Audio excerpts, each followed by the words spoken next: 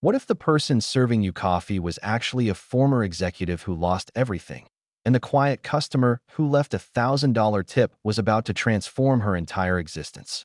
This is the true story of Sarah Mitchell, and what happened when rock bottom met redemption in the most unexpected way possible. Sarah had it all at 32. A corner office at a prestigious marketing firm, a luxury apartment in Manhattan, and a fiancé who promised forever. Then, in the span of 3 months, her world collapsed like a house of cards. Her fiancé left her for her best friend, her company downsized, and she was let go. And when she couldn't pay rent, she found herself sleeping in her car with 2 suitcases and a rapidly dying phone. Studies show that 1 in 10 Americans is just one paycheck away from homelessness, but Sarah never imagined she'd become that statistic. Her family had disowned her years earlier over her career choices. Her friends vanished when she could no longer afford their lifestyle. And suddenly, the woman who once managed million-dollar campaigns was standing in line at a homeless shelter, invisible to a world that had once celebrated her. The rejection cut deeper than the poverty. Former colleagues crossed the street to avoid her. Her ex-fiancé blocked her number when she reached out, not for money, but just to talk to someone who once claimed to love her. Her landlord threw her belongings on the curb. Her credit cards were declined at the grocery store, while people behind her sighed with impatience. Psychologist Dr. Guy Winch says that social rejection activates the same neural pathways as physical pain. Sarah was living in constant agony, and nobody cared enough to notice.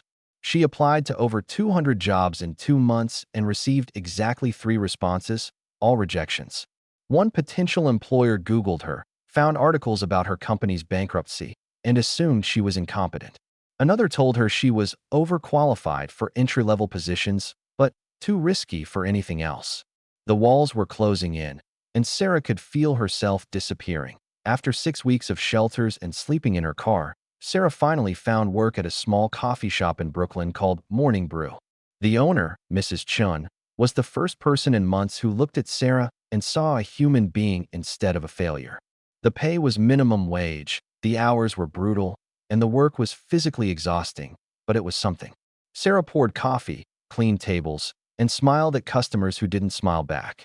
She memorized orders, perfected latte art, and pretended her hands didn't shake from exhaustion. Her coworkers, all much younger, made jokes about her being too old for this work. Customers snapped at her for minor mistakes. One regular mocked her education, saying, "What's a college degree worth if you're pouring my coffee?" Sarah swallowed the humiliation daily because she had no other choice. Then one rainy Tuesday evening, everything shifted. A man in his early 40s walked in 10 minutes before closing, soaked from the downpour and apologetic about the timing. Sarah assured him it was fine and asked what he'd like. He ordered a simple black coffee, then sat in the corner working on his laptop. Sarah noticed he looked exhausted, the kind of bone-deep tired that comes from carrying more than anyone should. When he came to pay, his card was declined. He looked mortified, patting his pockets for cash. Without thinking, Sarah said, "It's on the house. You look like you've had a long day." He tried to protest, but she insisted with a genuine smile, the first real smile she'd managed in weeks. He thanked her profusely, introduced himself as James, and promised to come back. Sarah thought nothing of it. She'd given away maybe $3 worth of coffee to someone who needed kindness. She didn't know she'd just met James Chun, founder and CEO of Chun Industries, a tech conglomerate worth $4.2 billion. James came back the next day, and the day after that. He always ordered simple drinks and left generous tips that Sarah initially tried to refuse. They started talking during slow periods, about books, about life, about dreams deferred and paths not taken. Sarah never mentioned her past, and James never volunteered what he did for work. He dressed simply, drove a modest car, and treated everyone with respect. After 2 weeks, he asked if she'd like to grab dinner sometime. Sarah hesitated, convinced that anyone who got close would eventually see her as the failure everyone else did. But something about James felt different. She said yes. Over Thai food at a tiny restaurant, they talked for 4 hours. Sarah finally opened up about losing everything, and instead of judgment, she found understanding. James shared that he'd been homeless at 19 after his parents kicked him out. He'd built his first company from a borrowed laptop in a library. "Rock bottom," he said, is the strongest foundation you can build from. 2 months into their friendship, which had blossomed into something deeper, James took Sarah to his office. When they pulled up to the Chun Industries tower, Sarah assumed he worked there. When they rode the private elevator to the top floor, she thought maybe he was a manager. When his assistant greeted him as Mr. Chun and handed him documents to sign, Sarah's mind went blank. The man who'd been buying coffee at her shop, who'd listened to her cry about rejection and failure, who'd treated her like she mattered, was one of the richest self-made billionaires in America. She felt her stomach drop, convinced this was where the fairy tale ended, where he revealed this had all been some elaborate social experiment or charity case. Instead, James turned to her and said, "I need to tell you something. I bought morning brew 3 weeks ago. Mrs. Chun is my aunt. I'd been working nonstop for 2 years and having panic attacks. She told me to slow down, visit her shop, remember where I came from. The night we met, I'd just left a board meeting where everyone treated me like an ATM instead of a person. Your kindness reminded me what human connection feels like. I didn't tell you who I was because for the first time in a decade, someone saw me, not my bank account."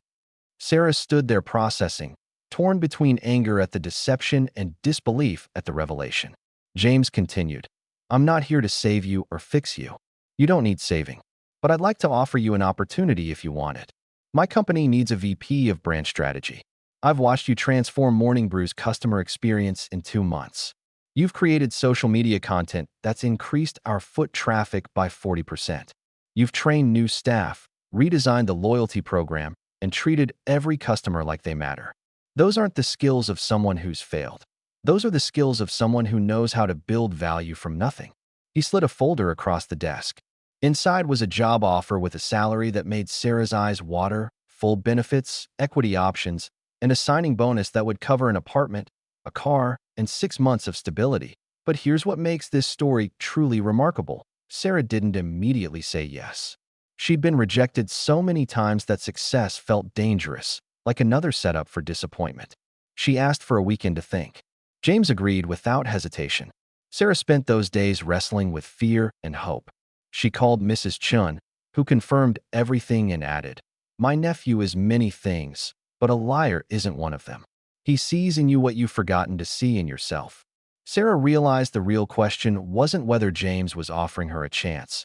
It was whether she was brave enough to accept that she deserved one. On Monday, she walked into his office and said yes. Not because a billionaire offered her a job, but because she'd survived her worst nightmare and discovered she was stronger than the rejection that almost destroyed her. 3 years later, Sarah is now the chief brand officer at Chun Industries, overseeing a team of 50 people. She's rebuilt her life, not as it was, but better, rooted in authenticity rather than appearance. She and James are engaged, but she's adamant that people know this isn't a Cinderella story. "James didn't save me," she says in interviews. "He offered me an opportunity, but I'm the one who had to show up and prove myself every day. He's my partner, not my rescuer." She's launched a foundation that helps people experiencing homelessness transition back into the workforce, providing job training, professional clothing, and mental health support. The foundation has placed over 2,000 people in stable employment. Sarah speaks at business schools about resilience, at women's conferences about rebuilding after loss, and at homeless shelters about hope when everything feels hopeless. The statistics behind Sarah's story are staggering. Research from the National Alliance to End Homelessness shows that 40% of homeless individuals were previously employed in professional positions. The average time it takes someone to find employment after a career disruption is 8 months, but for those experiencing homelessness, it jumps to 18 months due to bias and lack of resources. Sarah beat those odds not because of luck, but because one person chose to see her humanity instead of her circumstances, and she chose to believe she still had something valuable to offer the world. Her story reminds us that rejection doesn't define us. Our response to it does. Oh, what's the real lesson here? It's not that billionaires are secretly lurking in coffee shops waiting to change your life. It's that your darkest moments don't determine your destiny. Sarah's rejection by everyone around her stripped away everything superficial and revealed what was actually unshakable: her character, her work ethic, her capacity for kindness even when she had nothing. James didn't fall in love with successful Sarah. He fell in love with resilient Sarah, the woman who gave away coffee she could barely afford because someone else looked like they needed it more. And when opportunity finally arrived, she was ready because she'd never stopped working on herself, even when the world stopped believing in her. If you're in a season of rejection right now, if you've lost everything and everyone, remember this: you're not broken. You're being rebuilt. And sometimes the people who rejected you are doing you the biggest favor. They're clearing space for the ones who will see your true worth. Drop a comment about a time rejection led to something better. Hit that like button if this story gave you hope, and subscribe because we tell stories about people who transformed their pain into power. Your comeback is being written right now. Don't give up before you get to read the ending.